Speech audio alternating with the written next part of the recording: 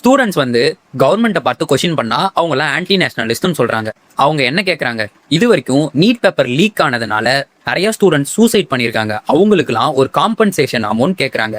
அதுக்கப்புறம் இந்த NEET exam வந்து ஒரு டிரான்ஸ்பரன்சி சிஸ்டமா மாற்றணும், இதுக்கு மேல இந்த பேப்பர் லீக்கேஜ் தொல்லலாம் இருக்கக்கூடாது அப்படின்னு கேட்கறாங்க. இதை கேட்டதுக்கு ஸ்டூடெண்ட்ஸை தர்மடி அடிக்கிறாங்க.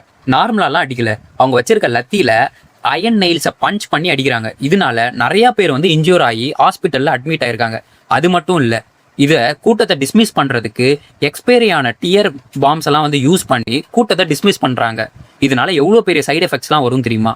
இதெல்லாம் ஒரு சைடு இருந்தாலும் இன்னொரு சைடில் உமன்ஸை வந்து தப்பான பிளேசஸ்ல அடிச்சு கூட்டத்தை டிஸ்மிஸ் பண்றாங்க, அவங்கள தப்பா டச் பண்றாங்க. இது எல்லாமே மாறணும். இது எல்லாமே கவர்மெண்ட் வந்து கண்டிப்பா ஆன்சர் பண்ணி ஆகணும். நிறைய ஸ்டேட்ல இருந்து பீப்புள்லாம் வந்து டெல்லிக்கு போய் இந்த ப்ரொட்டஸ்ட்டை சப்போர்ட் பண்ணிட்டு இருக்காங்க. பட் நம்ம எல்லாராலையும் அப்படி சப்போர்ட் பண்ண முடியுமான்னு கேட்டா கண்டிப்பா முடியாது.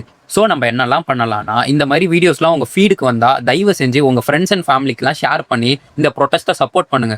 We need justice for student. Government வந்து கண்டிப்பா இதுல ஒரு நல்ல ஆக்ஷன் எடுக்கணும். சீக்கிரமா இந்த பிரச்சனை வந்து சால்வ் ஆகணும். நிறைய ஸ்டூடெண்ட்ஸ் வந்து அவங்க லைஃபே சாக்ரிஃபைஸ் பண்ணிருக்காங்க.